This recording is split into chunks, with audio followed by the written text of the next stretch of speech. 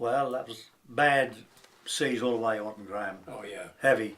You've got to realise with an easterly swell, like a northeast easterly swell, it's the worst wind you can have. And of course, the wind was about force 10 apparently, and a blizzard. Visibility was about 5-10 yards, if that. So I decided to keep on course, and then we went just over about 2¼ hours, and we eased down, and I said to some of the crew, I said, get that drogue ready. Now a drogue is a sea anchor, which we always carry. I said, because if I turn off these seas and got to start running for home, I want the drogue ready to throw over. Well, poor mate Sonny, who's a good man, he's passed away now, but quarter an hour, because I was all frozen, you know. We had to cut them. Yeah. Cut it off. I said, Debbie said, drogue's ready to throw. I said, okay, well just hang on a minute. Just hang on a minute, I said. I just see something. Steamed out towards this like a big black shadow in the snow. I said, there she is, look. There's a Norwave and another ship standing by her. And we was on dead reckoning on the compass course and the watch. And that's when it took us straight to the casualty. We got there around about 12 o'clock, I think, something like that, or 1 o'clock, I think. And then all we could do, see, at that time of the day, the actual tide at sea was going to the west. So with easterly gale and everything going that way, getting nearer and nearer this big shoal, which if she'd have got on there, she'd have broke her back. And that's what the coast guards were worried about. Around about 1 o'clock time, the flood was starting to make at sea. And of course then, when you get the flood tide start going more to the east, with a heavy swell from the east, it make it even bigger and worse. At times when we went down the troughs of the seas, you could just see the tops of the mast of the Norwave, to give you some idea. But we hung around there, we couldn't do much at that time, just standing by. And then about just before 3 o'clock, we had a message saying that Humber lifeboat is on its way and should be within reach of us at about a half hour. Well, by that time we got the message to return back to the station. It was about 3:10. I never did see the Humber lifeboat, so we proceeded back with the course they gave us from the Norway, and apparently the Humber lifeboat did arrive on scene about half hour later, but all she could do, the same as what we were doing, just standing by. Then a tug arrived from the Humber, and the tug skipper wouldn't allow any of his crew on deck because the sea was too bad. So what they decided to do, steam further out to sea and go wide round the back of these banks out there rather, and escorted the ship to the Humber. And there was like one ship, the Norway, channel boat, Humber lifeboat and the tug. So they all proceeded back. Well, at that time, it must be around about 4 or 5 o'clock. We didn't know, but we wasn't transmitting any messages from Wells lifeboat to shore. And the whole town, that's also the secretary, was getting a bit concerned, which we didn't know.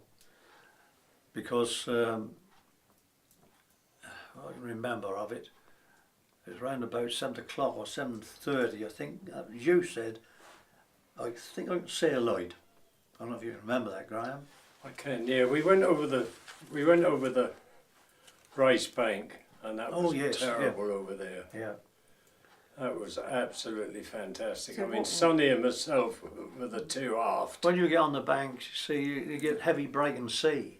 Cool. And that's the worst. And these seas were hitting each other, and I said to Sonny, look at that. And these two seas hit and went up, and you could see underneath them. They were tremendous seas. Yeah. Well, of course, what I said about the drogue, that is one thing I've always been brought up with. A drogue, time of a lifeboat, will save you from capsizing. Because if you run a sea in them sort of conditions without a drogue, you're liable to run over yourself. You know what I mean? You'll run and you up like this here, lose your steerage, and you go that way, and then there's a point of capsizing. By having a drogue out, just put the brake on. And just what I mean? So the boat was coming, was beautiful. I couldn't fault that boat. Well, of course, what I was getting back to the message, people in Wales know communication from Wales Lifeboat from about 3 o'clock until 8 o'clock. And when we got near the shore, our transmission come through very loud. Do you remember? Welsh Coast Guard. Yeah. And that was the first thing they'd heard from Welsh Lifeboat. Because a lot of people in town thought she'd gone. You know? Well, we heard Scalt 1, didn't we? That's right. And Scalt 1, Scalt yeah. 1. What was that? It's Brancaster Coast Guards. Two fishermen aboard one of the Brancaster fishing boats, and they came out to have a look for us. Tractor. Was it a tractor? Oh, they got down to the beach with a tractor, didn't they? Yeah, they didn't have the boat. Oh, I'm sorry, I didn't know. They didn't have the boat. They come down with tractor. So that was Nicky's father, wasn't it? I think. That was Cyril Sutherland. Yeah, and Softly, the Coast Guard, Yeah. and Richard Sutherland, was it? But we were travelling, and you see, we come to one place where that was really, the seas were really bad, and David said, well, I don't know, I think we're running over the Brigada Ridges. Mm. Anyhow, we're going on. Our fear was we would have never seen the shore with that sea. No, you wouldn't, no. So you would have seen, you'd approached and you'd have gone up onto the shore. That would have been curtains. So that was what we were frightened about. When we got as far as what you just said, the Brigade, all at once I see a bright light, and then we got a message from the David Case, I think. He said, don't be, what was it now? We thought that was the light with the tractor carriage on the beach waiting for us. They said, don't be put off a very, very bright light. It's the light on a Burnham Overley house. Well, as soon as I got that message, we must be nearly showing up. Opened the throttles on the engine, had a stab and blowed it around like that to keep it out, head to the sea all the while. And then, because this is when I was talking to you, so we put a flare up, didn't we? Do you remember? Yeah. I said, from Brancaster, we've seen your flare and you're about a mile north of Brancaster Golf Clubhouse. Well, straight away, that gave me a bearing. So I proceeded And east. the worry Yeah. because of the wreck. Oh, yes, yeah. The big wreck there, you see, when the... And Anyhow, then- we went round and David come out again, didn't you, David? Yeah, And yeah. And anyway, it took us a good 2 hours to get from Brancaster to Wells Harbour. Well, time we got to Wells Harbour, a local fishing boat came down, didn't come out of the harbour, just come inside to play there.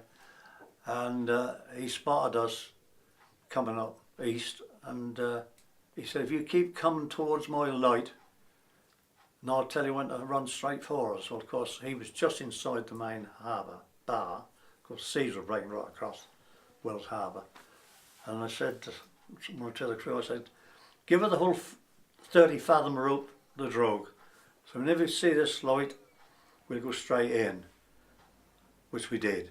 And we couldn't have had a better place because he was really acting as a lighthouse for us. And of course he came up the town, and we was a bit of a while getting up the town because we was all cold and frostbitten. Had to retrieve the drogue, which had fouled the rope a bit. But so we got up to town. Oh, it must have been what, 10 o'clock more? When I yeah. tied up alongside the ship, I said we'll put the boat back in the boathouse tomorrow. We hadn't had a drink for 11 hours, had No. we? Not indeed. 11 hours I was on that wheel, yeah. And I can honestly say that was the worst trip. I've been on one or two more, but not as bad as that. And what about you, Graham? Was that your worst trip? Oh or- yes, oh yes, no question about it. The ship was a Romanian vessel called Severnesti. And they had about 25 people aboard apparently, or crew.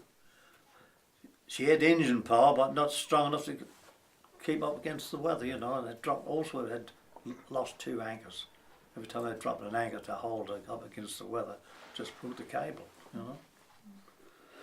So that was, as I say, that was my last bad trip. Hope we never have any more like it.